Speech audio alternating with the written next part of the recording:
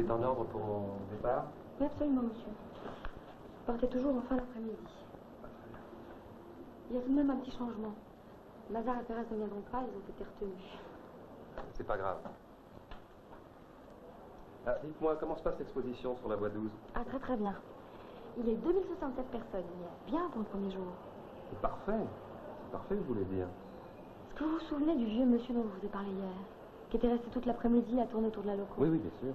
Figurez-vous qu'il est encore là ce matin. Cette fois, il est venu avec sa femme. Ils sont très touchants. Ils ont mis leurs habits du dimanche, figurez-vous. Vous devriez aller les voir. Bien qu'ayant assuré en 1979 le transport de 54 milliards de voyageurs et de 71 milliards de tonnes de marchandises par kilomètre, le rail ne consomme que 2% de l'énergie pétrolière utilisée par les transports en France.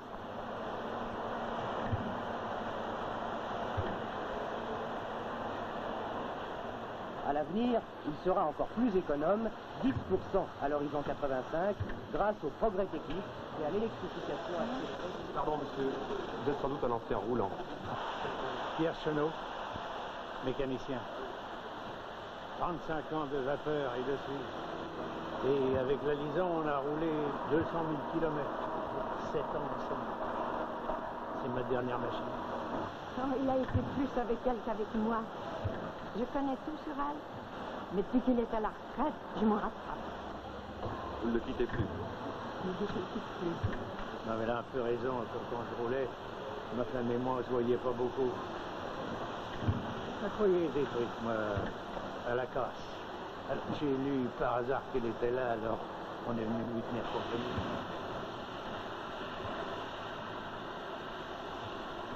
Vous savez, il ne faut pas trop vivre dans le passé. Ça me fait voyager. Nous, on voyage plus beaucoup à présent. Ah, c'est pas l'envie qui me manque. J'aimais rouler. On me dirait de partir là tout de suite, mais je partirais avec toi, bien plus.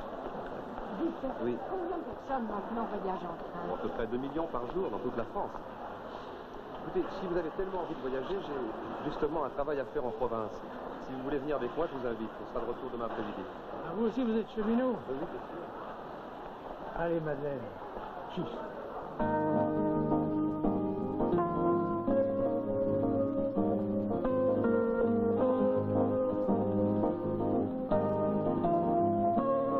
Et j'ai bien compris, ce qui préoccupe la maison, c'est l'économie en pétrole. Ça vous préoccupe pas, vous? Ah, vous savez, moi, à mon âge, on ne doit pas être bien vorace sans pétrole, non? 30% de l'énergie de traction. Ah.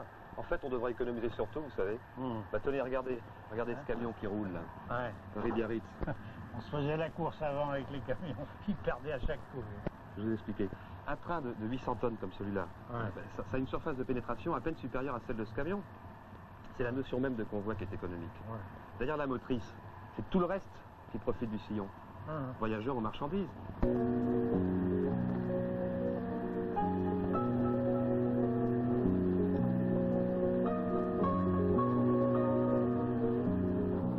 Km à l'heure, bon Dieu.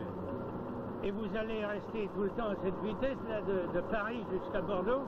Bon, sur une grande partie du parcours, une fois la vitesse acquise, je vais rouler sur balancier. Ben, nous, c'était des pelletés de charbon qu'il fallait lui donner. 17 kilos au kilomètre. Et là, ça roule tout seul. Finalement, c'est comme en voiture. Hein. Il faut apprendre à rouler à l'économie, quoi, c'est tout. Les marches sont calculées au plus juste, elles sont calculées par ordinateur maintenant. Si vous étiez encore producteur, on vous apprendrait tout ça. Et alors, on ne peut pas faire l'affaire? Non mais vous en avez assez fait, franchement. Non mais maintenant, les roulants sont formés techniquement pour éviter les freinages et les accélérations trop fortes. Ouais, les roulants, mais on n'est pas les seuls. Les différents services ont des consignes pour économiser l'énergie au maximum, en particulier les agents de circulation, les régulateurs, les aiguilleurs aussi.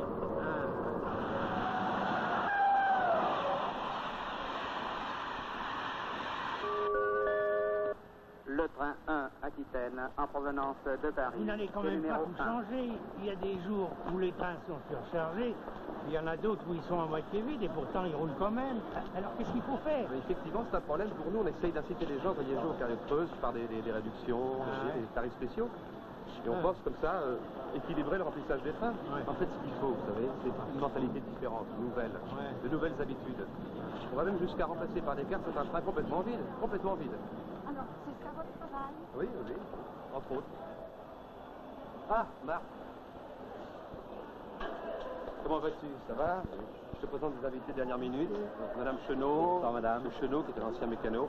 Oui, sa secrétaire m'a téléphoné. Il y a 2 chambres de retenue au France. Je C'est vous emmène. parfait. Dis-moi, tu aurais pu m'envoyer la maquette plus tôt, tu sais, pour l'exposition. Il fallait bien que tu la vois terminée, non? Puis tu sais bien que je peux pas me faire ce soir. Vous venez?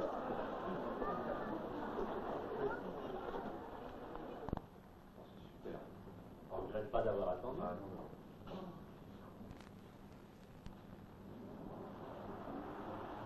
Eh ben, dis donc.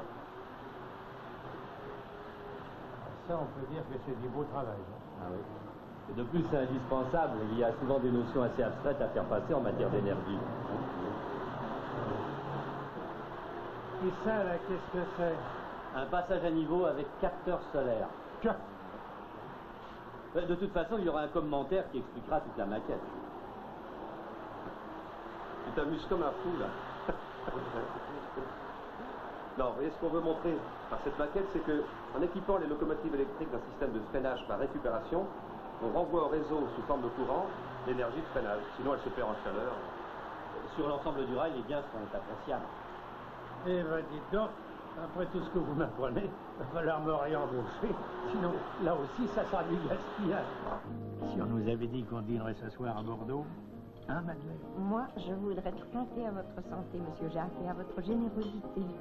Et à vous aussi. C'est une très bonne idée. Les parties comme ça, on a même rien pour dormir. T'inquiète donc. J'ai déjà trouvé le moyen d'acheter 2 brosses à dents, du dentifrice, une savonnette. Quant au reste, je suis là.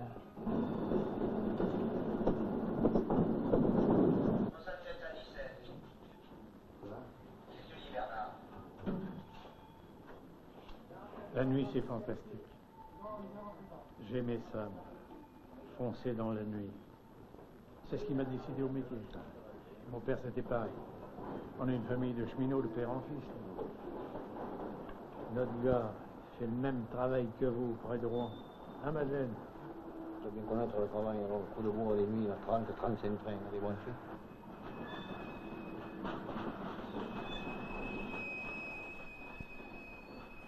Eh oui, la plus grosse partie du trafic se fait la nuit. Et comme certaines centrales EDF au fil de l'eau, où les centrales nucléaires ne peuvent pas être mises en veilleuse, nous profitons de toute cette énergie qui n'a pratiquement pas de clients pendant la nuit. C'est plus économique pour tout le monde. Ben ça, on le savait déjà. Oui, par notre fils.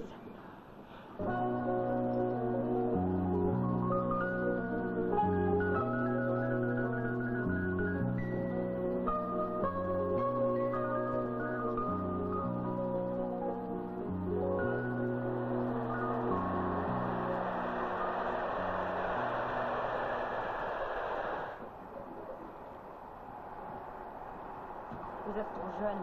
Vous n'avez pas connu l'époque où on voyageait couvert de suie. Maintenant, on reste impeccable. Spécialement sur les 10 000 km où il y a des locomotives électriques.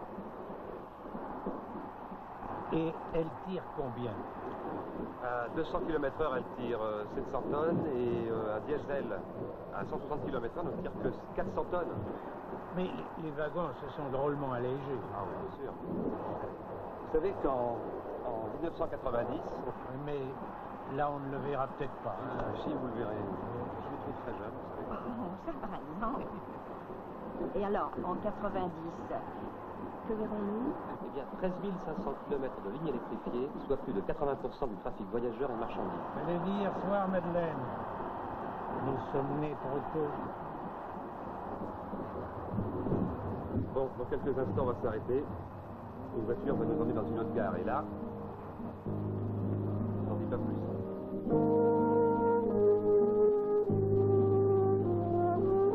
Et on va vraiment monter dedans? Eh oui, oui, oui. Dans 90 minutes, vous serez à Paris. Il ressemble plus à une fusée qu'à un train. Hein. Quelle allure!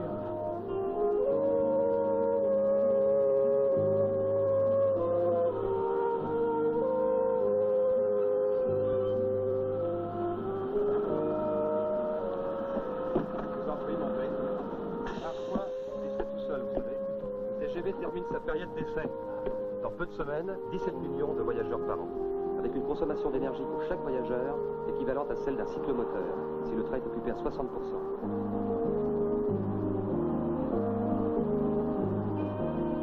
Paris-Lyon à 260 km/h. 2 heures de trajet de ville à ville. S'ensuit sans vapeur. Et sans moi, j'arrive même à ne plus regretter ma loco. On s'habitue vite à la technique. Facilité au bien-être. Tout devient naturel.